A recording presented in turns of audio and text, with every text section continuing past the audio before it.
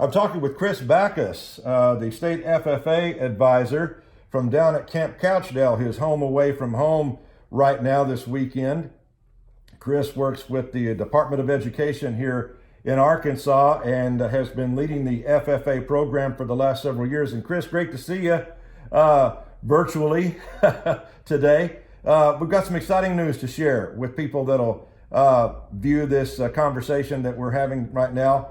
Go ahead and share this exciting news. I know that this is the time of the month when starting next week you would be kicking off your annual FFA Convention in Hot Springs.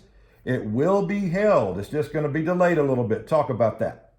Sure. So like you said, this would be the weekend we're setting up and getting ready to kick off our 93rd Arkansas FFA State Convention. Obviously, that's not going to happen this month, but we have a very optimistic plan that at some point this summer, on July 1st through 3rd, we will get back together with our students and celebrate the year. So kind of the plans right now is that on May 20th and 21st, we would have a virtual celebration where we're going to recognize a lot of our award winners, our recipients of different things throughout the year in a virtual setting.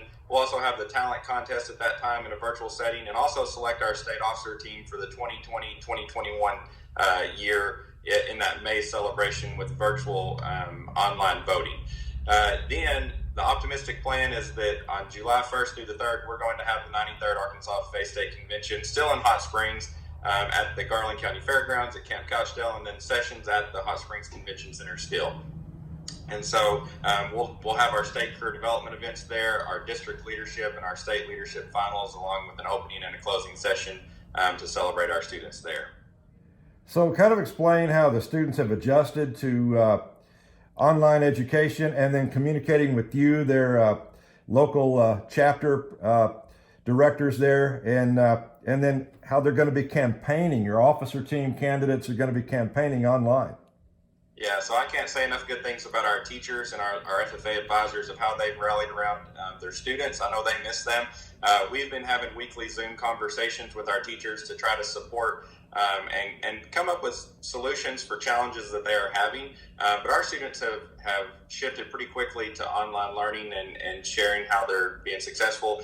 As far as some of our competitions and our state officer selection process is going to be virtual this year. So our Agri-Science Fair will be doing a virtual kind of submission of their interview questions. And then our state officer candidates will still go through a nominating committee process that will be held during a full day using the Zoom platform with breakout rooms. And we still have a nominating committee that will work them through that process and still make a recommendation to our delegates.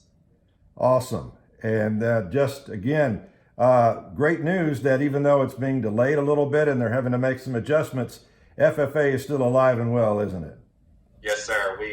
That's been our goal, is to try to find some sense of normalcy and not think that to our students that we've disappeared. So we want to keep them engaged and keep providing some hope and opportunities for them.